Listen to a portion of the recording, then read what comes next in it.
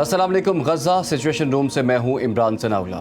नाज़रीन, आज गज़ा में इस्राएली जारहियत का 45वां दिन है और दुनिया गज़ा के 5500 शहीद बच्चों की लाशों पर बच्चों का आलमी दिन मना रही है। इसीलिए वज़ीर-ए-आज़म नवाजुल हक काकड़ को कहना पड़ गया है कि हम गज़ा में बच्चों का होलोकॉस्ट देख रहे हैं। सवाल यह है कि गज़ा में बहने वाले मासूम लहू के तज़किरे के बगैर तमद्दुन और तहजीब का दावा करने वाले यूरोप और अमेरिका के समाजी कारकुन किस मुंह से आज का दिन मनाएंगे। सवाल यह भी है कि क्या बच्चों के हुकूक से मुतालिक तंजीमों के करता धरता पूरी सच्चाई से किसी भी प्लेटफॉर्म पर इस्राएली बमबारी से उधड़े मासूम जिस्मों का नोहा बयान कर सकेंगे। एक सवाल यह भी है कि यूनिसेफ और सेव दी चिल्ड्रन जैसी तंजीमें गजा के अस्पतालों में ऑक्सीजन ना मिलने से होने वाली मासूम अमवात पर अपने बेअमल रवैये की क्या तौजी पेश कर पाएंगी। और सबसे बढ़कर सवाल यह है कि हजारों टन मलबे तले दबे 2000 फलस्तीनी की डूबती सांसों के पसे मंजर में आज के दिन की क्या अफादियत रह गई है। इसी मामले पर बात करने के लिए इस वक्त हमें ज्वाइन कर लिया है दिफाई तज्ज़ियाकार ब्रिगेडियर टायर वक़ार खान साहब ने। उन्हें खुशामदीद कहेंगे इस प्रोग्राम में। इसके साथ साथ माहिर बैनुल-अक़वामी उमूर शाज़िया चीमा साहबा ने भी हमें ज्वाइन कर लिया है। शाज़ी साहिबा, आपका भी बहुत बहुत शुक्रिया। सबसे पहले मैं ब्रिगेडियर साहब आपकी जानिब आऊँगा। सर, इतना जुल्म के बर्दाश्त के काबिल नहीं रहा और बच्चों के आलमी दिन को मनाने का कोई जवाज़ रह गया है पूरी दुनिया के पास। दूसरा सर, आज का मैप जो हम दिखाने जा रहे हैं और उसके ज़रिए एक और अहम डेवलपमेंट भी हम अपने नाज़रीन तक पहुंचाएंगे कि यमनी हौसियों ने जो इसराइली जहाज़ को कब्जे में ले लिया है। सर, इसकी इंपॉर्टेंस क्या देख रहे हैं, इसका इम्पैक्ट क्या देख रहे हैं आप? जी, आई थिंक ये तो बच्चों के आलमी दिन पे जो आपने बात की, it is I think very serious. जो कुछ हो रहा है फ़लस्तीनी बच्चों और हमारी माओ बहनों के साथ, हाईली कंडेमनेबल। और जितनी भी आई थिंक इसको कंडेम किया जाए वो कम है। अल्लाह ताला इनके सब्र का इनको अजर दे। आज का जो मैप है, I think this is related to the news जो कल से चल रही है। वो है एक इजरायली शिप है एंड मज़े की बात यह है कि ये इंडिया बाउंड था और इंडिया की तरफ जा रहा था और it's owned by a company known as Ray Car Carriers. और डिस्पाइट के नेतन्याहू ने कहा जी कि हमारा शिप नहीं है, लेकिन सारा डाटा इवन रॉयटर्स ने डाला है, जो लंदन स्टॉक एक्सचेंज का डाटा उस पर आई थिंक शिपिंग कंपनियों का भी होता है। तो इट मेनली बिलोंग टू तल अवीव बेस्ड कंपनी है, ऑफ शोर आइलैंड ऑफ मैन में का जो भी ऑफिस है। बेसिकली इसने इजरायली शिप और भारत की तरफ जा रहा था। और एक और चीज़ सिग्निफिकेंट है कि भारत ने कल परसों इल्ज़ाम लगाया कि पाकिस्तान ने खुदा न खास्ता असला फ्राहम किया इसराइल को, विच इज़ वेरी अपसेट। असल हकीकत अभी सामने आई है कि इनका कितना ज़्यादा ट्रेड है। इसराइल का जो मैरीटाइम शिपिंग आप कहने स्ट्रक्चर है, ये भी बड़ा इंपॉर्टेंट है क्योंकि बहुत कम लोगों को पता है। उनकी आई थिंक 20 कंपनियां हैं जो बिलियंस ऑफ डॉलर कमाती हैं। इसमें आई थिंक 10 जो बड़ी कंपनियां, इनका डाटा हमने लिया। इसमें कामोर है, अलालोफ है, इन्फिनिटी, ग्लोबस, रोमानो, जिम और फिर आ जाती है रे शिपिंग। इसके अलावा बेशुमार है। अच्छा, ये इसमें कार्गो का भी करती हैं काम, ऑयल टैंकर्स भी हैं इनके। इसके अलावा पोर्ट एंड शिपिंग की जैसे से जो बड़ी बड़ी क्रेन्स है ऑपरेट करते हैं।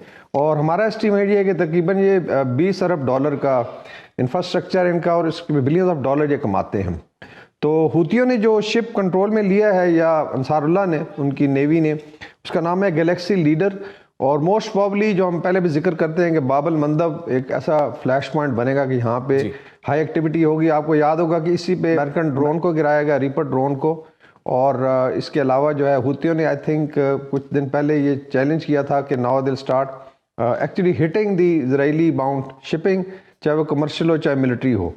और तो अगर आई थिंक ये हुआ है, क्योंकि इस पर काफ़ी सारा डाटा अभी आ रहा है, डिस्पाइट किसका जापान के साथ भी लिंक बता रहे हैं, लेकिन जो हमने डाटा एक्वायर किया है वो साबित करता है कि most probably it is an Israeli company. इसके जो अगर आप रूट्स देखें मैप पे, इसमें 3-4 बड़े रूट्स हैं जो मैरीटाइम ट्रेड में इसराइल को लेट्स से ट्रेड इसके साथ होता है। इसमें इंडियन ओशन में रूट्स हैं जो आते हैं मे बी फार ईस्ट से, और वो भी पास करते हैं बाबल मंदब से, स्वेज कैनाल एंड ऑनवर्ड। फिर इसी तरह अगर अफ्रीका, ईस्ट अफ्रीका के साथ सारा ट्रेड यहाँ से चलता है, और फिर गल्फ से अगर कोई ऑयल वगैरह आता है तो वो भी यहीं से पास होता है। तो उस लिहाज से जो रेड सी है ये बहुत क्रिटिकल होता जा रहा है इस पूरे कॉन्फ्लिक्ट में, बिकॉज बाबल मंदब में पैसेज बड़ा नैरो है और वहाँ से बड़े आराम से वो इसको शिप्स को टारगेट भी कर सकते हैं और हाईजैक भी कर सकते हैं। अभी जो इम्पैक्ट इसका आएगा, एक तो इसराइल का जो ट्रेड है, ओवरऑल बात होती रही कि वो इसी सैंक्शन लगाए, economic sanction oil and gas पे। तो वो आई थिंक एक ग्रुप ने करके दिखाया है कि case they start choking logistics जो इसराइल की है तो उसका कितना नुकसान होगा। इसमें जो इसराइल का ट्रेड है स्पेशली ईस्ट एशिया के साथ, साउथ एशिया के साथ और ईस्ट अफ्रीका के साथ, ये बहुत ज़्यादा इम्पैक्ट, इस तरह मिडिल ईस्ट के साथ, बिकॉज अभी जो है कंपनियाँ इस पर एक तो सरचार्ज लगाएंगी बिकॉज एक रिस्क फैक्टर आ गया है, और दूसरा जो है मोस्ट प्रॉब्ली रिलक्टेंट होगी कि इजरायली शिप्स को यूज़ किया जाए या इसराइल को कोई भी सामान भेजा जाए। जिस तरह अभी अगर जापान का कह रहे हैं तो अल्टीमेटली सामान तो शायद इसराइली कंपनी का ही जा रहा था। ये बिल्कुल आपने ठीक कहा कि ये पूरा एरिया जो है वो इनसिक्योर हो जाएगा और बड़ा सख्त रद्दअमल हमें देखने को मिल रहा है। और हौसियों ने, आप बिल्कुल ठीक कह रहे हैं, जो हम पूरी दुनिया से एक्सपेक्ट कर रहे थे वो हौसियों ने करके दिखा दिया, और इसका जो इम्पैक्ट है वो दबाव किस हद तक बढ़ सकता है इस पर भी हम बात करेंगे। लेकिन शाजिया साहिबा, मैं आपकी जानिब आऊँगा। एक तो ये कि 5500 बच्चे अब तक शहीद हो चुके हुए हैं, पूरी दुनिया को मजीद किस हादसे का इंतजार है? जंगबंदी क्यों नहीं हो पा रही? और ये जो अभी बात हुई है यमनी हौसियों ने जो जहाज कब्जे में लिया है इसराइली, इसका आप इम्पैक्ट क्या देख रही हैं? कितना दबाव बढ़ सकता है इससे? जहाँ तक बच्चों के हवाले से कैजुअल्टीज़ का और उनकी शहादतों का ताल्लुक है, तो वेस्ट में तो ये बहुत डिफेंस एनालिस्ट इस पे बहुत बात कर रहे हैं और अनबायस्ड हैं, न्यूट्रल तरीके से इसका एनालिसिस कर रहे हैं और यूनानिमसली एक ही बात पे आ रहे हैं। ब्रिगेडियर साहब, चूँकि उनका तो इस चीज़ में उनकी एक्सपर्टीज़ है, वो बेहतर जो है वो मेरी बात को हो सकता है बाद में एक्सप्लेन भी कर पाएँ। जो मुझे समझ में आ रहा है वो ये कि इसराइल के पास कोई वॉर स्ट्रेटजी नहीं है। इसराइली आर्मी जो है वो मेजॉरिटी रिजर्विस्ट की आर्मी है। अमेरिका उसको वेपनरी तो प्रोवाइड कर रहा है, लेकिन इसराइली जो हैं उनके पास जो वॉर स्ट्रेटजी है वो डे टू डे बेसिस पे है। उनका कोई वॉर प्लान नहीं है, जिसका वेस्ट में और ख़ास तौर पे अमेरिकन पावर कॉरिडोर में बहुत इस बात पे वावेला मचा हुआ है कि ये जंग किसी और तरीके से भी लड़ी जा सकती थी। और इस तरह से लड़ी जाने वाली जंगें जो हैं, पहली और दूसरी जंगे अजीम में ये स्ट्रेटजीज़ जब यूज़ की गई हैं तो ये बहुत डेवस्टेटिंग रही हैं। शहरों के शहर इन्होंने बर्बाद किए हैं, इसके बावजूद भी ये विनिंग स्ट्रेटजीज़ नहीं हैं। जब आप एक पूरा शहर जो है उसे मलबे का ढेर बना देते हैं और फिर उसके अंदर घुस के उसको लड़ने की कोशिश करते हैं, तो आप एक ऐसे बैटल ग्राउंड में घुस जाते हैं जहाँ पे आपके पास जो है वो अपर हैंड नहीं होता। जो वहाँ पे ऑलरेडी रह रहे होते हैं वो बहरहाल जो है उनके पास जो है वो बेटर स्ट्रेटजी होती है। एक तो ये बात हो रही है। दूसरा ये कि ये वॉर पूरी की पूरी एट्रोसिटी प्रोपोगेंडा के ऊपर बेस कर रही थी। जैसे ही अटैक हुआ हमास का, तो इसराइल ने समझा कि हम एक एट्रोसिटी प्रोपोगेंडा की एक कैंपेन चलाएंगे जिसमें वेस्ट जो है उसके एलाइज उसके साथ थे कि हाँ बिल्कुल ये परफेक्ट स्ट्रेटजी है, आपके पास मीडिया सपोर्ट होगी, आपके पास जो इमोशनल सपोर्ट है वो होगी और उसके बाद हम हर चीज़ का सफाया कर देंगे। लेकिन वो जो गिल्टी जनरल्स और पॉलिटिशियंस थे जिनसे उस दिन का अटैक संभाला नहीं गया था, वो इतने एग्रेसिव हो गए कि उन्होंने जो फिर उसके बाद स्ट्रेटजीज बनाई वो उनको बैकफायर कर गई, जिसको बराक ओबामा ने अपनी स्पीच में कहा, जिसको जो बाइडन जो है वो अब पब्लिकली कहते फिर रहे हैं कि इसराइल की जो वॉर टैक्टिक्स हैं वो हमें बैकफायर कर रहे हैं। इतनी कैजुअल्टीज इनकी, कोई अगर एक समझदार जो है वो जंग लड़ने वाला जो है वो इतनी कैजुअलिटीज कभी भी नहीं कर सकता है। ये एक हारे हुए जो नाकाम लोग हैं उनका एक वार है जो जिनको सामने जो भी नजर आता है उनको समझ नहीं आता है। ये बिल्कुल आपने बिल्कुल ठीक कहा है शाजिया चीमा साहिबा कि अपनी कमजोरियों को छुपाने के लिए इस वॉर को एक्सपेंड किया गया और इतनी बड़ी तादाद में लोगों को शहीद किया गया है। अच्छा, एक और बड़ी अहम डेवलपमेंट हुई है ब्रिगेडियर साहब, ये जो चीन की सरबराही में जो अरब ममालिक का जो इजलास हुआ है, गजा की जंगबंदी रोकने का इसमें मुतालबा भी किया गया है। सर, आपको इसमें कोई पेशरफ्त होती भी दिखाई दे रही है? इससे कोई फर्क पड़ेगा? कुछ हो सकता है? आई थिंक चाइना ने पहले भी मिडिल ईस्ट में एक मेजर रोल प्ले किया है। आपको पता होगा कि वेस्ट ने और led by America mainly they have tried to divide, specially एक शिज़म पे बेस करके across the gulf, specially Shia Sunni let's say अगर फॉल्ट लाइन देखी जाए, और उस पर दे वर वेरी हैप्पी कि ये एक परमानेंट फिशर है और इस्लामिक वर्ल्ड किसी भी सूरत में आपस में शायद बात भी ना कर सके जो दो बड़े ग्रुप्स हैं। तो चाइना ने, आपको याद होगा कि इस साल सऊदी ईरान रपोशमा भी कराया और एक रे ऑफ होप नज़र आई। उसका बड़ा सॉलिटरी इफेक्ट आया I think across the world, specially across the Muslim world and diaspora, जब ईरान और सऊदी अरेबिया ने आपस में डिप्लोमेटिक रिलेशन बढ़ाए। और उसमें चाइना का अपना आई थिंक दो तरह के इंटरेस्ट है। एक तो they would like to expand their influence और बाकी जो उनका B&R प्रोजेक्ट है बेल्ट एंड रोड, उसको उस दिन भी हमने मैप पे शो किया था कि मेजर जो आई थिंक पैसेजेस हैं द पास थ्रू रेड सी और किसी हद तक अगर सेंट्रल एशिया, इसी तरह पाकिस्तान, ईरान, टर्की है, सो उसकी जो आपके एंट्री और एग्जिट पॉइंट्स हैं इसी इलाके से गुजरते हैं। And then of course is there demand for energy जो इंक्रीज होती जा रही है, वो डिपेंडेंस है गल्फ के ऊपर जी। तो आई थिंक इन दोनों फैक्टर्स को अगर देखा जाए तो चाइना इज नाउ ट्राइंग कि डिप्लोमेटिकली एक मेजर रोल प्ले करे। और अगर इसमें हमारे गए हैं आई थिंक अरब इस्लामिक ममालिक के नुमाइंदे वहाँ पे, तो ये आई थिंक बड़ी खुशाइन चीज़ है कि जो चीज़ वेस्टर्न ब्लॉक जो है नहीं कर सका डिप्लोमेटिकली, वो इसमें चाइना लीड है और शायद इसका कोई आई थिंक हल भी निकल आए। फिर चाइना के अपने रिलेशंस भी हैं इसराइल के साथ in terms of trade and commerce. Even Haifa की जो पोर्ट है उसमें आई थिंक एक दो बड़े टर्मिनल वो बना रहे हैं, इस तरीके से इंफ्रास्ट्रक्चर है। और जो मैंने मैप दिखाया उसमें भी इंपोर्ट एक्सपोर्ट काफ़ी है दोनों तरफ। सो ये भी एक फैक्टर है कि China is now coming on the centre stage. Even Russia Ukraine war में भी चाइना का एक डिफरेंट रोल था। और वेस्ट जो है I think I would agree with doctor Shazia कि वो खुद भी परेशान है इसराइल की। वाकई there is no war strategy, और हमने ये पहले भी डिस्कस किया था। Basically it is based on use of fire power, और जो कि उनके पास बेशुमार है। अभी आई थिंक एवरी डे एक दो जहाज अमेरिका से और यूरोप से आ रहे हैं, अस्सला लेके आते हैं। 14.5 अरब डॉलर सिर्फ मिलिट्री एड के लिए नया पैकेज आ रहा है और उनके सारे सिस्टम के लिए।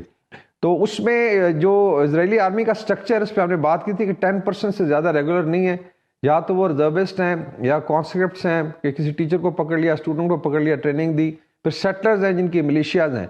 And by and large they resort to fire power. उसका रिजल्ट आपने देखा है कि गाजा में I think it is not touching 30,000 ton, जो 2 हिरोशिमा के बराबर है, शायद उससे भी ज़्यादा हो चुका है अगर बाकी आप ग्राउंड फोर्सेस का एमिनेशन भी लगाएं। तो there is no war strategy. और जैसे हमने शुरू में प्रोजेक्ट किया था कि ये 6-7 दिन की लड़ाई नहीं होगी, इट्स गोइंग टू एक्सपैंड और फिर शायद पूरे रीजन को लपेट में ले। अभी आपने इम्पैक्ट देखा है कि not started affecting Red Sea, Suez Canal को, बाबुल मंदब और then I think North Arabian Sea में, और काफ़ी मूवमेंट है। चाइना ने भी 6 शिप्स आई थिंक वहाँ प्लेस किए हुए हैं to protect their own interest.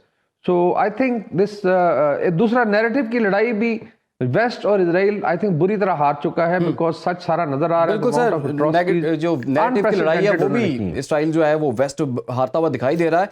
Brigadier साहब, सर आपको क्या लगता है? हमने देख लिया कि इराक और हुई तो लग ही रहा था कि जितने प्रोटेस्ट अमेरिका में, यूरोप में हुए, तो लगता ये था कि उन हुकूमतों को दोबारा मुंतखब नहीं किया जाएगा। अब भी यही लग रहा है कि जैसे 70% वोटर्स ने मुस्तरद कर दिया बाइडन को, तो इलेक्शन में इसका कुछ असर हम देख सकेंगे? आई थिंक आने वाले इलेक्शन जो है, चाहे यूरोप में हो या अमेरिका में, तो डेफिनेटली नेक्स्ट ईयर है। और फिर इंडिया में भी एक मेजर इलेक्शन है, पाकिस्तान में भी। अमेरिका में इसका बड़ा इम्पैक्ट आएगा। पहले ये था कि जो ज़ायनिस्ट लॉबी थी या कॉरपोरेट अमेरिका है जो mainly run by some of the Zionist big wigs, वो वोट ले जाते थे पैसे पे भी। और फिर साफ ज़ाहिर है दे वुड बेसिकली जो राइट विंग है अमेरिका में, कंजर्वेटिव्स को साथ और नियोकॉन्स को मिला के तो ये फॉर्म कर लेते। अभी बहुत बड़ा चैलेंज है, अगर बाइडन की स्ट्रेटजी फेल हुई है और उसको अगर नेगेट करें लोग, तो basically it's because of atrocities which is happened. और इवन आई थिंक 76% जो ट्रेंड्स हैं they are in favour of Palestinian. दूसरा ये कि अगर ट्रंप आता है, बिकॉज वो फिर उसने एक एक्सट्रीम स्टांस ले लिया है इन सपोर्ट ऑफ इजराइल, तो ये भी देखना है कि जो इस्लामिक मुस्लिम डायस्पोरा है यूएस में, एंड अगर डेवलपिंग वर्ल्ड के लोग लाइक चाइनीज हैं, इंडियंस हैं, पाकिस्तानीज हैं, अफ्रीकन हैं, तो वो किस तरफ वोट करते हैं। काफी बड़ी तादाद है, ऑलमोस्ट मोर देन 30%। तो इसका I think it will be an interesting thing to see के ट्रेंड क्या बनता है। जी शाजी साहिबा, आप बताइए इसका इम्पैक्ट क्या आप सबसे पहले तो बहुत ज़्यादा ये गुफ्तगू भी हो रही है कि नेतन्याहू के दिन जो है वो गिने जा चुके हैं, और अमेरिका इस अलायंस से बहुत तंग पड़ा हुआ है अपनी डोमेस्टिक पॉलिटिक्स की वजह से भी, और इस वॉर के आउटकम की वजह से भी, और इसका जो ब्रंट वो फेस कर रहा है उसकी वजह से भी, क्योंकि ये उसके लिए बहुत बड़ा फेस कीपिंग का मसला हो गया। वो इस जंग को इस तरह लड़ना नहीं चाह रहा था। वो ग्रेटर इसराइल का ये प्लान उसके दिमाग में नहीं था कि वो दुनिया के सामने इतना भद्दा और इतना अगली होके सामने आएगा। तो नेतन्याहू जो है उसको बाकायदा एक तो अपनी हुकूमत के अंदर उसके ऊपर करप्शन के चार्जेस हैं, वो कॉन्विक्ट है, तो उस पर ये भी देखने में आ रहा है कि it's just matter of time कि नेतन्याहू की जगह पे को रिप्लेस कर दिया जाएगा, और थोड़ी सी कोई ऐसी हुकूमत जो है वो बनाई जाएगी जो इतनी एक्सट्रीम राइट नहीं होगी, जो ज़ायनिस्ट नहीं होगी। और साथ में ये कि अब दुनिया को ये भी समझ में आ गया है कि जो कुछ हुआ फ़लस्तीनियों के साथ, वो तो ऑफ कोर्स उसका कोई आप उसको रिवर्स नहीं कर सकते हैं, लेकिन टू स्टेट रेजोल्यूशन अब एक ऑर्गेनिक आउटकम है इस पूरी सिचुएशन का। और इसमें चाइना के रोल पे बात हो रही थी, तो चाइना बहरहाल जो है वो एक फिर से एक मैच्योर प्लेयर के तौर पे, ग्लोबल प्लेयर के तौर पे, ग्लोबल साउथ का रिप्रेजेंटेटिव बन के सामने आया है। बेशक अभी थोड़ा सा ये रिटोरिकल ही हो, लेकिन अगर ये चीज़ मटेरियलाइज हो जाती है तो अमेरिका का जो एक वो 70 ईयर रीबूट है वो प्रैक्टिकली स्टार्ट हो जाएगा। जैसे कि आप की जो भी हालत है आपकी सोसाइटी की, आप फर्स्ट वर्ल्ड है या थर्ड वर्ल्ड है, जी 70 साल के बाद आपने ऑर्गेनिकली रीबूट करना ही होता है सोसाइटी ने, तो वो उसका एक क्लियर इंडिकेशन हो जाएगी अगर चाइना अब यहाँ पे सीज फायर, जिसके कि बहुत चांसेस हैं कि वो करवा देगा, और वो सीज फायर की बात ही टू स्टेट रेजोल्यूशन के साथ कर रहा है। ठीक। तो ये एक ऐसी चीज है जिसके बारे में वेस्ट तैयार नहीं था। वो ग्रेटर इसराइल का बिल्कुल, जैसे वो यूक्रेन के आप देख ही रहे होंगे कि वहाँ पे कितनी बुरी तरह से शिकस्त हुई है वेस्ट को, और अब चंद दिनों की बात है यूक्रेन जो है, रशिया जो है वो कैसे आगे बढ़ रहा है, और अब आहिस्ता आहिस्ता जनरल्स जो हैं वो अपनी उसका कॉन्वर्सेशन में ये बताना भी शुरू हो रहे हैं कि कहाँ हमसे गलती हुई, कहाँ हमसे गलती हुई। तो हम तो ये गलतियाँ देखते चले आ रहे हैं। हमने ये अफगानिस्तान में देखी, हमने ये सीरिया में देखी, इराक में देखी। इनके पास कभी भी कोई प्रॉपर प्लान नहीं होता, और प्लान बी और सी तो बिल्कुल नहीं होता।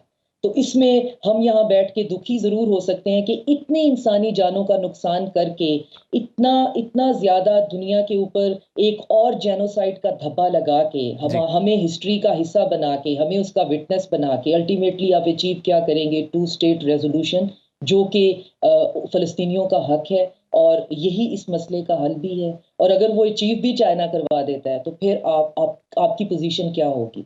और ये वो बातें हैं जो कि वेस्ट में बहुत एक्सटेंसिवली बिल्कुल जी, वेस्ट तो पूरा एक्सपोज हो गया इसमें। और आपने जो नेतन्याहू की करप्शन की बात की थी, ये बात बिल्कुल दुरुस्त है। और अंदर से आवाज़ें ये उठ रही हैं कि जो इसराइल की अपोजिशन है उसने जंगबंदी से पहले ही इसराइली वज़ीर-ए-आज़म नेतन्याहू से इस्तीफ़ा तलब कर लिया है। बहुत बहुत शुक्रिया आपका शाजिया चीमा साहिब, आप हमारे साथ मौजूद। ब्रिगेडियर टायर वकार खान साहब, आपका भी बहुत शुक्रिया।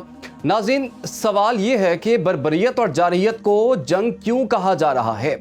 दुनिया के सबसे गुंजान तरीन खित्ते गजा पर 30,000 टन बारूद की बारिश से फलस्तीनियों के 50% घरों की तबाही और 15 लाख की बेघरी क्या किसी जंग का मंजरनामा है? 13,000 हलाकतें और 30,000 जख्मी फलस्तीनी, 60 से ज्यादा अस्पतालों, कई दर्जन एम्बुलेंसेस, तमाम पनाहगुज़ीन कैंपों और माजरों के काफिलों पर कातिल बमबारी। दुनिया नस्ल खुशी और जंगी जराइम को कब तक दो तरफा जंग का नाम देती रहे? इजाजत दीजिए, अल्लाह।